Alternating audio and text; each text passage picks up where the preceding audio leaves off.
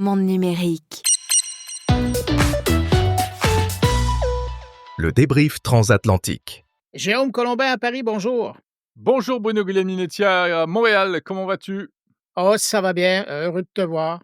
Ravi également. On va parler d'IA cette semaine encore, Bruno, hein, Oui, parce qu'il y a énormément d'actualités. c'est notamment, ce qui s'est passé à Las Vegas, que tu as suivi, de près, hein, puisque c'est normal, tu es plus près que moi en fait, tu es déjà sur le continent nord-américain. Mmh. Donc c'est Google qui faisait sa grande fiesta, avec pas mal d'annonces, en matière d'intelligence artificielle. Écoute, j'aime bien ton l'utilisation de Fiesta parce que c'est vraiment un festival des annonces. Moi, j'ai l'impression qu'en moins de je vais dire, pour être sûr, là, au moins une trentaine, mais j'irais peut-être plus que jusqu'à une cinquantaine d'annonces. Alors Mais, vas-y, ça détaille-nous tout ça, une par non, une. non, Premièrement, non, non, non, parce qu'on va perdre tout le monde. Mais si je résume, donc, ben, évidemment, c'est important de dire, hein, parce que les gens qui y ont déjà été vont imaginer l'endroit. Ça se passait donc à Las Vegas, c'était dans la sphère, et on a vraiment habillé l'endroit pour les circonstances avec plein d'images qui ont fait que les gens qui étaient là en ont eu plein les yeux. Mais l'important, somme toute, une fois que tout a été présenté, c'est de voir comment maintenant, puis ça, on l'a déjà dit l'année passée, puis je pense peut-être même l'année d'avant, mais cette année encore, Google mise le tout pour le tout sur l'intelligence artificielle. ouais. Il a présenté de nombreuses variations sur le même thème, mais l'idée, c'est d'investir le monde des entreprises avec l'IA. Et je pense qu'il y a deux choses qui illustrent bien cette chose-là. C'est que d'une part, ils ont une des annonces, là, c'était concernant leur protocole qu'ils ont développé A2A, ou sinon vous allez l'entendre dans les jours qui viennent, Agent to Agent. Et ça, c'est un protocole qui permet, et ça, c'est une bonne nouvelle, de faire parler les agents entre eux. Donc, Mmh. les agents IA ou quand on parle d'agentique, c'est la possibilité d'utiliser un agent de Salesforce, par exemple, qui pourrait fonctionner avec un agent de SAP, puis ces deux-là pourraient fonctionner avec quelque chose qui serait développé par un agent, là, possible de développer par Gemini. Et donc, auparavant, là, ça se parlait pas tout ce Et monde-là, ouais, il fallait vraiment asseoir quelqu'un. l'interopérabilité des agents IA, en fait. Qu'est-ce que c'est bien dit? C'est exactement la chose et donc à partir de là, c'est bien parce que le protocole permet de découvrir les tâches que, l'agent IA est capable de faire et donc vraiment de voir le maximum de leur collaboration possible entre eux, puis après, ben, de suivre ce travail-là. Alors, le agent to agent, moi, j'avoue que de toutes les annonces, c'est ce qui m'a le plus bluffé. Ouais. Mais autre information qu'il y avait dans la présentation et c'est pas banal, il y a Google qui a candidement, laissé couler l'information que maintenant 25 de son code est maintenant généré par IA. Mmh.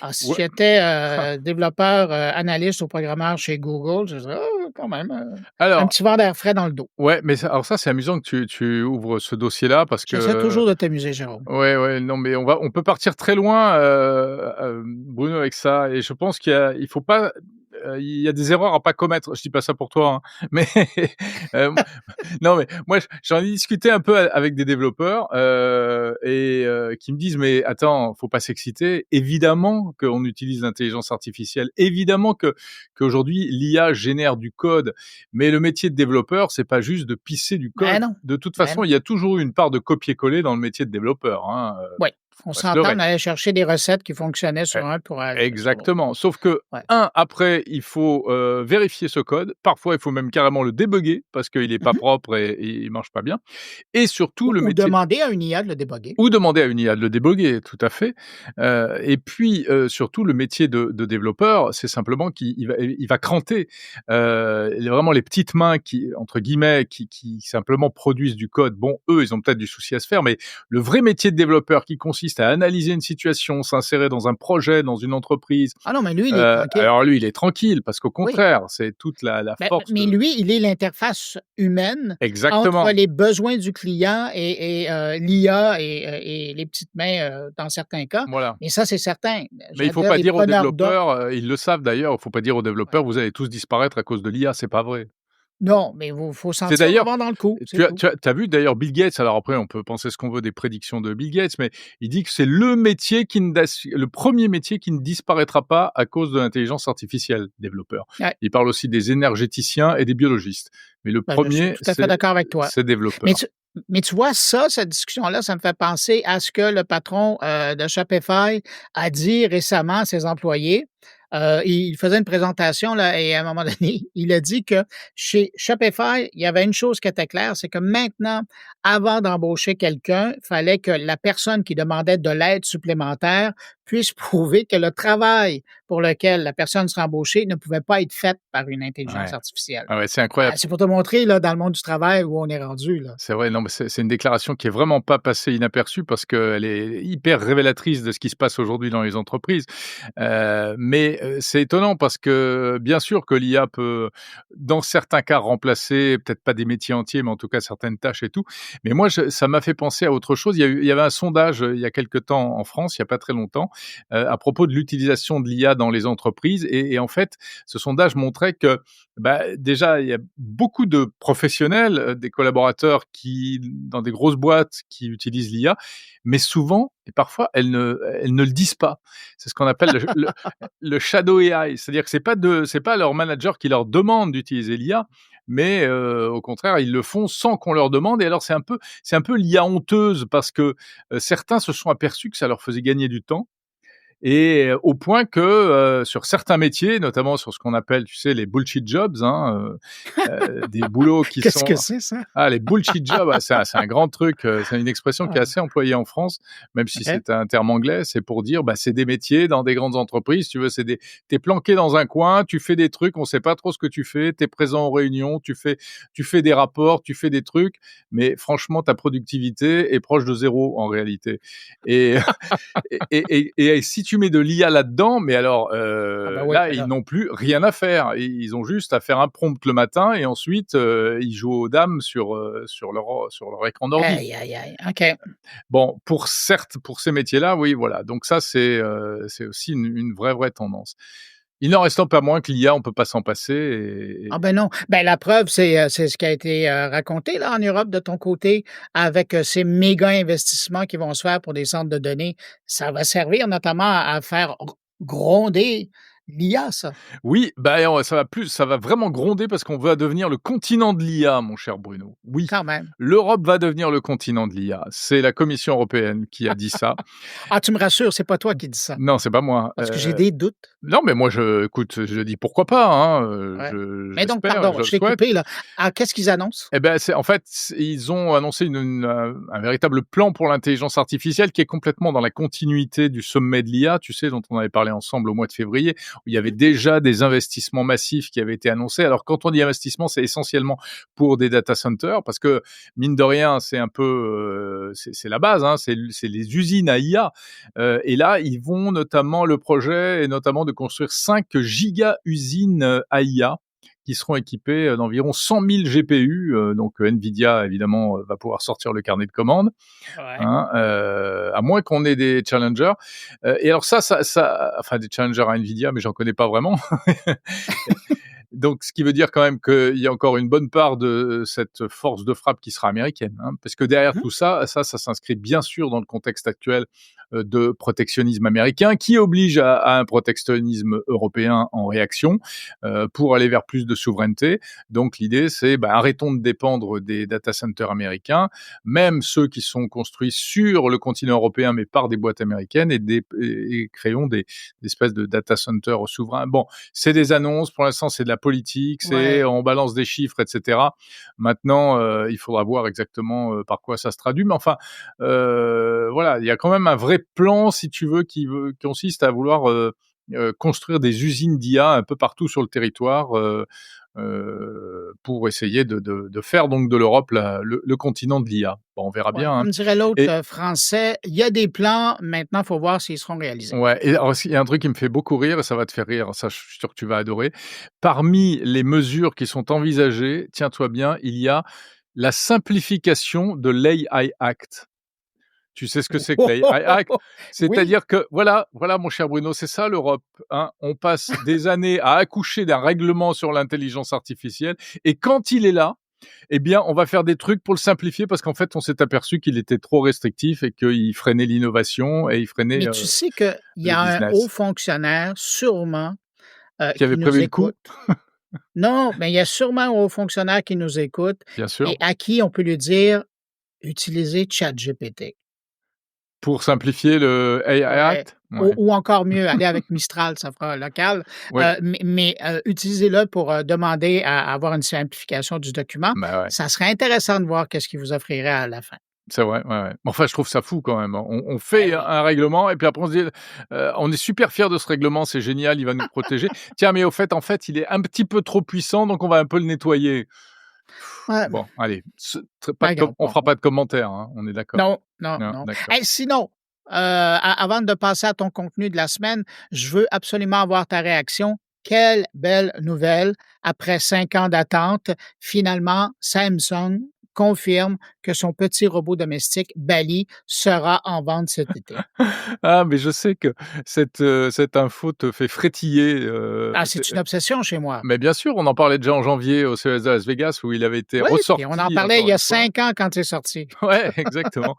Bah, écoute, oui, moi je sais pas, j'ai l'impression que quand le jour alors qu'il est prévu qu'il arrive l'été prochain, mais j'ai l'impression que quand il va arriver, il sera déjà passé de mode ce truc-là, non, tu Non, crois mais non, pas? parce que cette année ça, c'est vraiment l'ajout. Il est équipé de la dernière, IA, génération modèle de Gemini. Ouais, alors ça, Alors c'est ça, pas c'est mal. déjà une bonne nouvelle. Ouais, voilà, Ouais. parce que quand ça avait été annoncé, on parlait pas d'IA, on parlait pas de Non. Gemini, hein, Non, mais c'est ça. c'était Ben, bon, le c temps a fait que ouais, et donc il va être capable de traiter des données vocales, des données sonores et visuelles avec, ses capteurs, mais vraiment de les traiter et donc d'arriver à nous proposer quelque chose avec ça ouais. et puis il va être capable de gérer, les appareils de domotique et même faire du conseil beauté, Non, ça peut être utile ça ou peut nous sinon en servir. style. Enfin, nous, on Imagine en a toi pas le matin besoin, mais non, non, mais non, non, les autres là, oui, les autres. ouais, Toi, moi, ouais, non, mais mais bon. imagine le petit balai qui vient te voir puis: «Bon, est-ce Je te que ça dis fait? Ça va ensemble? Oui, c'est beau, OK, merci, bye». ah, c'est pas mal ça, c'est vrai ça, Oui, pour les tu vois, pour les gens qui vivent seuls et qui en plus oui savent ou pas les s'habiller.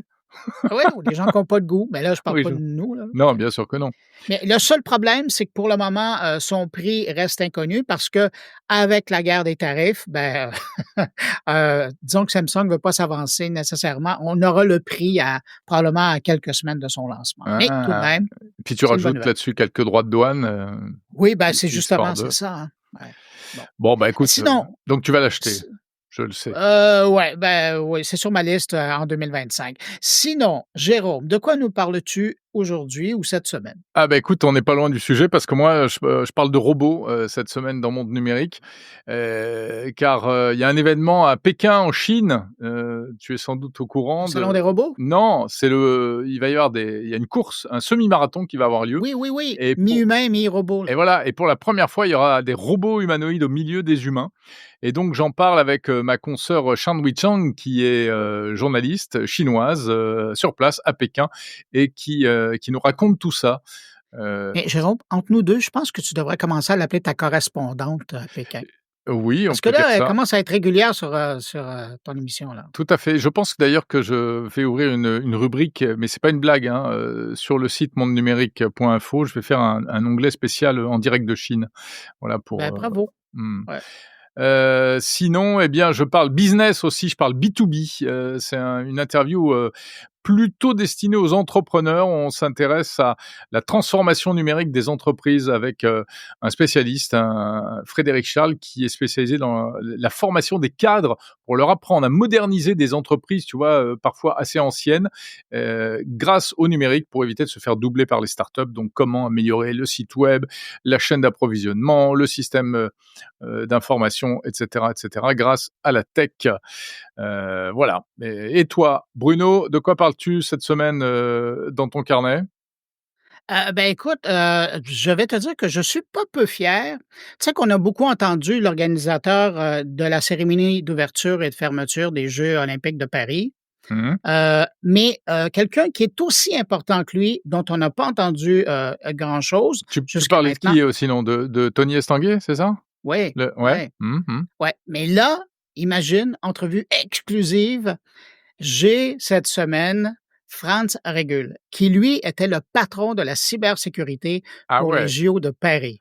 pas mal, pas mal. En grosse entrevue avec lui, on parle des attaques, des tentatives, des systèmes de protection. C'est 4 ans de travail pour mettre ça en place. C'est évidemment une folie furieuse de 24/7 en permanence, un peu avant les Jeux et puis un peu après, question de fermer.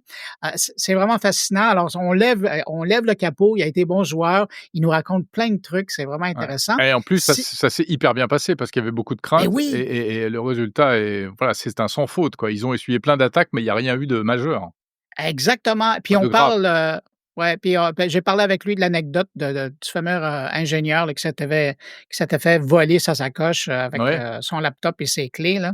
Heu, c'est assez intéressant. ils l'ont Mais retrouvé? si oui, ils l'ont retrouvé, mais il travaillait pas pour, les JO, il travaillait pour la ville de Paris. Ah oui, c'est Alors, vrai. Mmh mh. mais ça a mais sauf que ça a été intéressant parce que ça a permis justement de montrer l'importance de faire attention. Alors, tous ceux qui trouvaient qu'ils en faisaient trop, ben, ils ont dit: «Ouais, ben, quand même, vous jouez juste».